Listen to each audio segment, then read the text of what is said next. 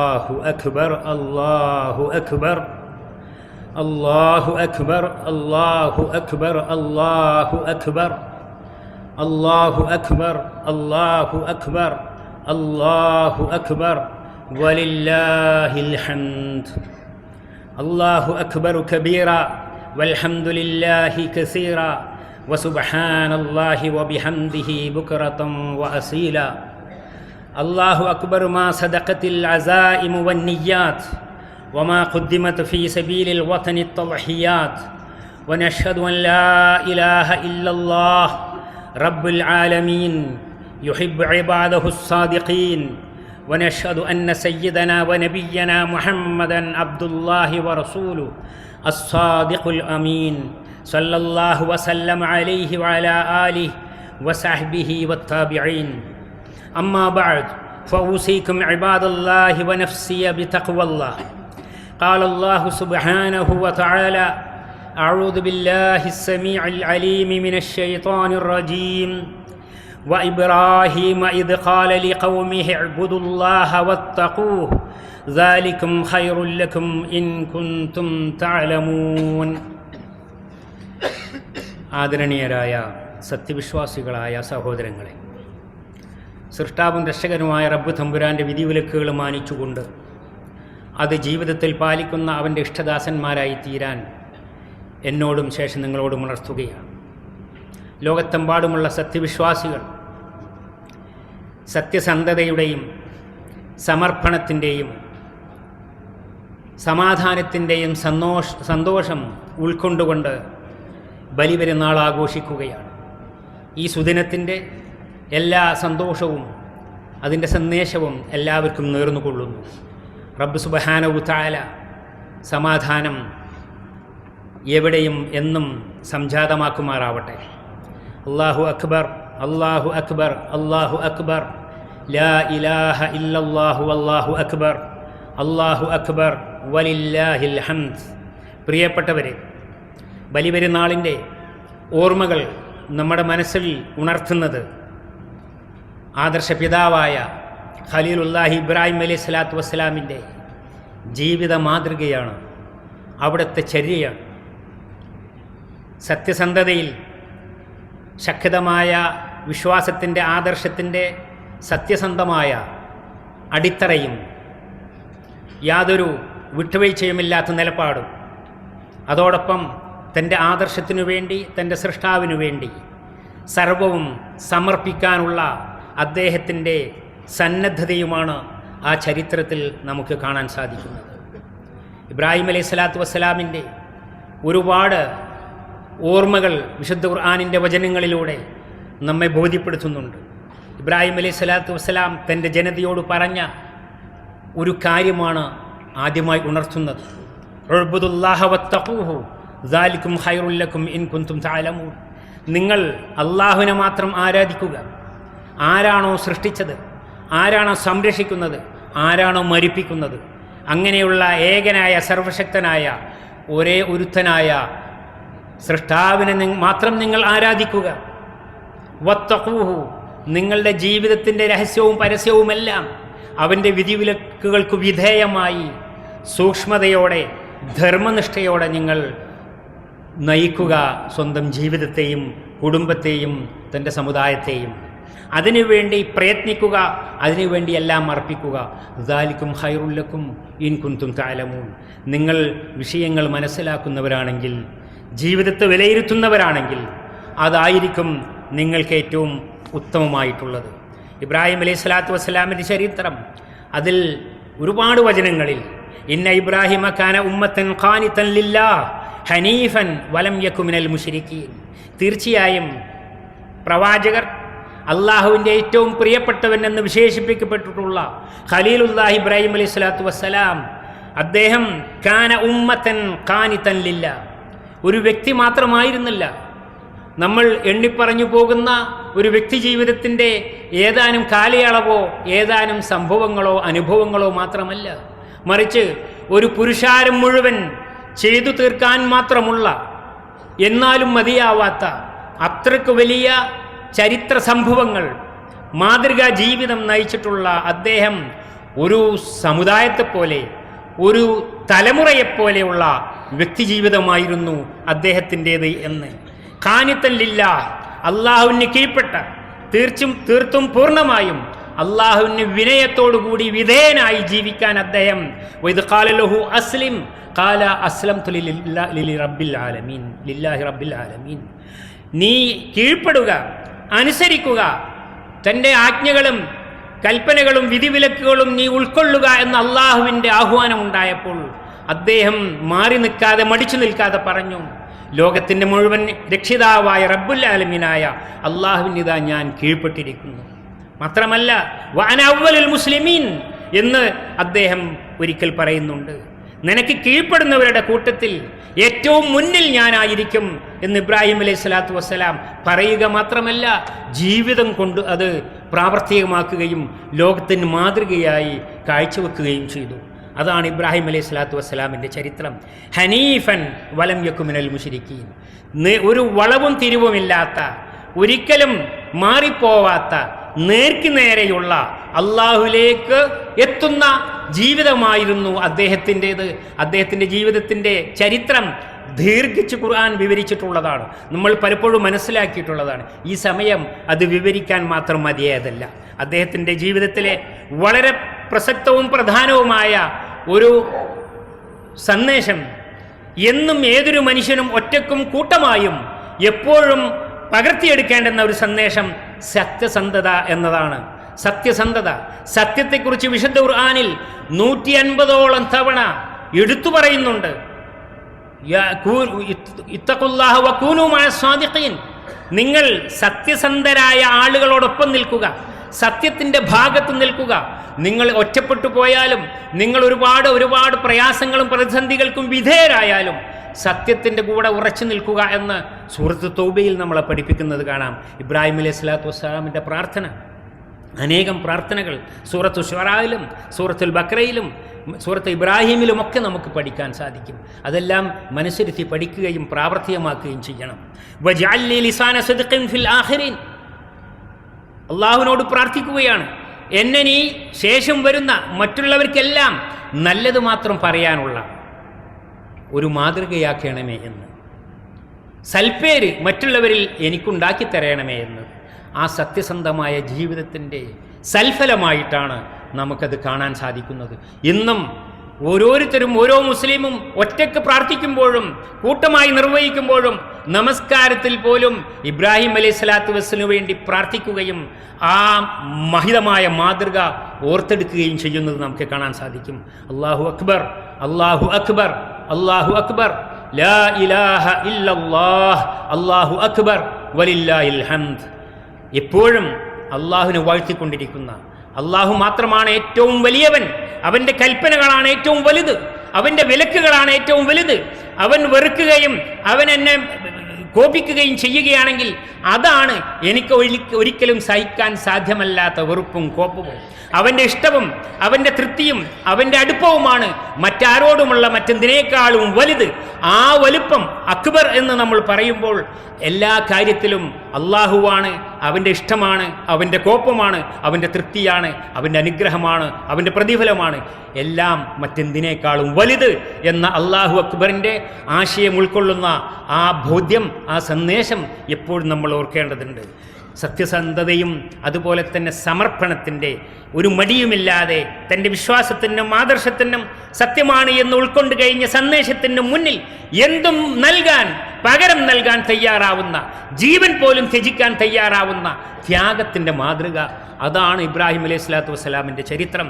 നമുക്ക് കാണാൻ സാധിക്കും. വിശുദ്ധ ഖുർആനിലൂടെ തന്നെ ആ ചരിത്രം നമ്മളെ പഠിപ്പിക്കുന്നുണ്ട്.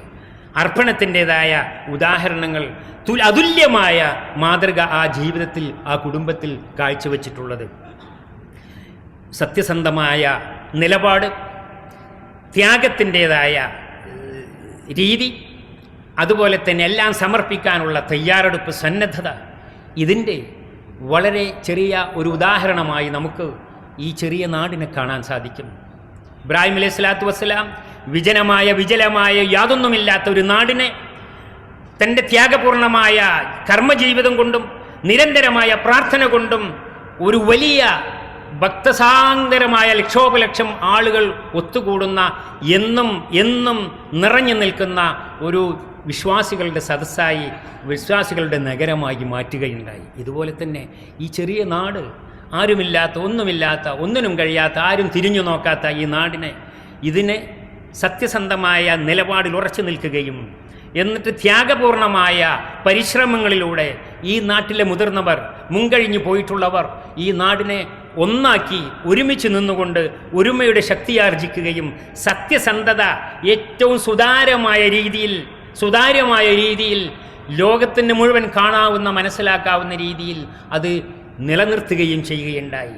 കവർച്ചയും അതുപോലെ തന്നെ കള്ളത്തരങ്ങളും ചതിയും വഞ്ചനയും ഒക്കെ പല രീതിയിലുള്ള സാമൂഹിക രാഷ്ട്രീയ ജീവിതങ്ങളിലൊക്കെ നമ്മൾ ലോകത്ത് കാണുമ്പോൾ ഇവിടെ ഒരു കുട്ടിക്കും ഒരു പരാതിയുമില്ലാത്ത, എന്നും സേവന സന്നദ്ധതയോടുകൂടി, എന്നും സത്യസന്ധതയോടുകൂടി, എന്നും തുറന്ന പുസ്തകമായി ഈ നാടിൻ്റെ നേതൃത്വം നാട്ടിൻ്റെ മുന്നിലും ലോകത്തിൻ്റെ മുന്നിലും നിലനിൽക്കുകയാണ്.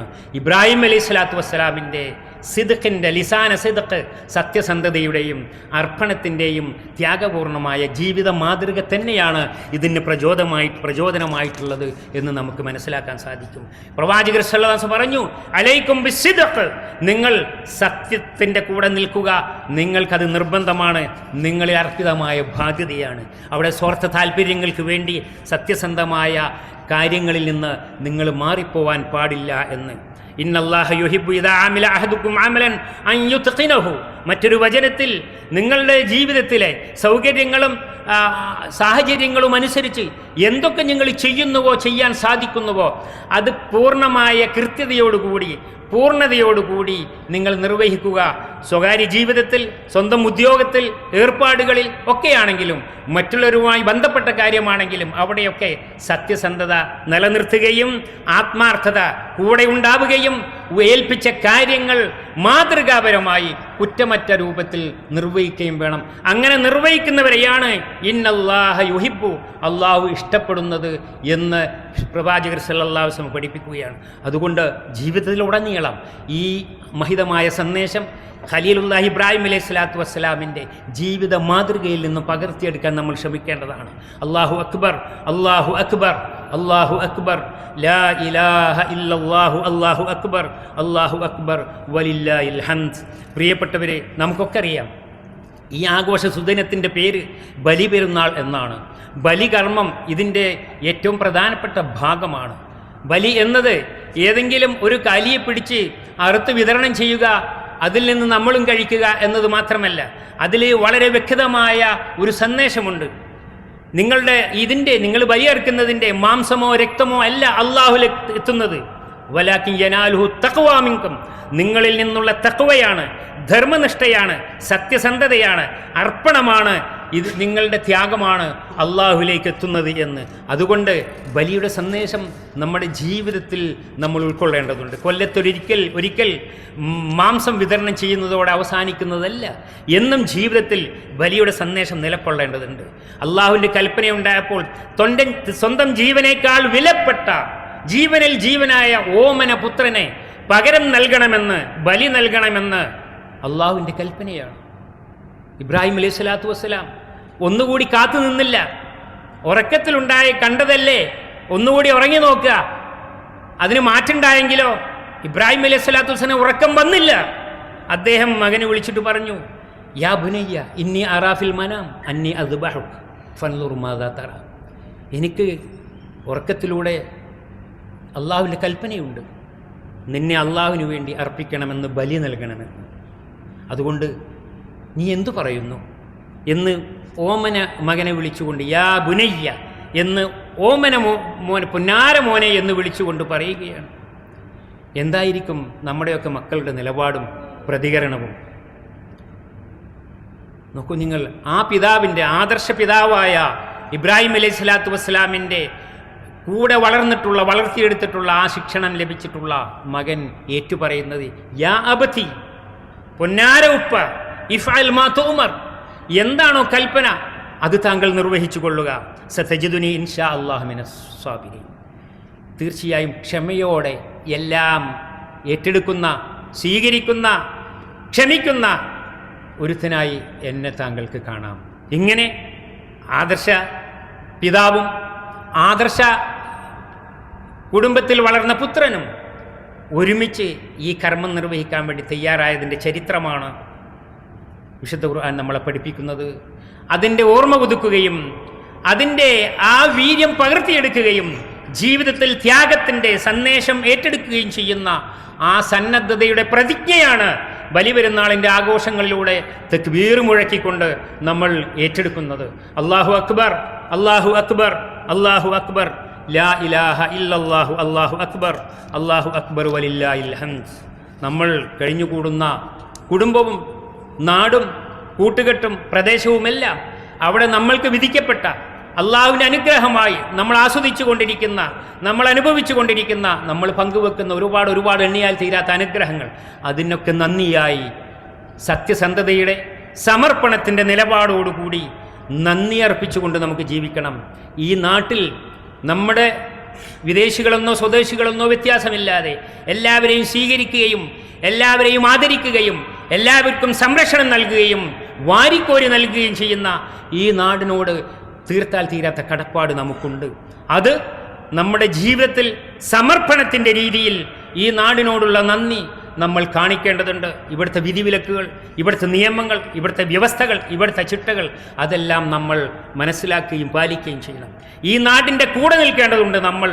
അതുകൊണ്ട് ഈ അർപ്പണത്തിൻ്റെ സ്മരണകൾ പുതുക്കുന്ന ഈ ദിവസത്തിൽ അങ്ങനെയുള്ളൊരു പ്രതിജ്ഞ നമ്മളിൽ നിന്നുണ്ടാവണം. അല്ലാഹു സുബ്ഹാനഹു തആല അനുഗ്രഹിക്കുമാറാവട്ടെ.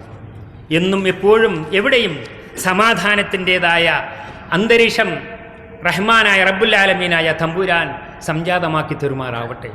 ഇബ്രാഹിം അലൈഹി സ്വലാത്തു വസ്സലാമിൻ്റെ പ്രാർത്ഥന പോലെ മക്കയിലെത്തിയപ്പോൾ റബ്ബി ജിഅൽ ഹാദാ ബലദൻ ആമിനൻ, മറ്റൊരു സന്ദർഭത്തിൽ റബ്ബി ജിഅൽ ഹാദൽ ബലദ ആമിനൻ, നിർഭയത്വത്തിന് വേണ്ടി പ്രാർത്ഥിക്കുകയാണ്, സമാധാനാന്തരീക്ഷം ഉണ്ടാവാൻ വേണ്ടി.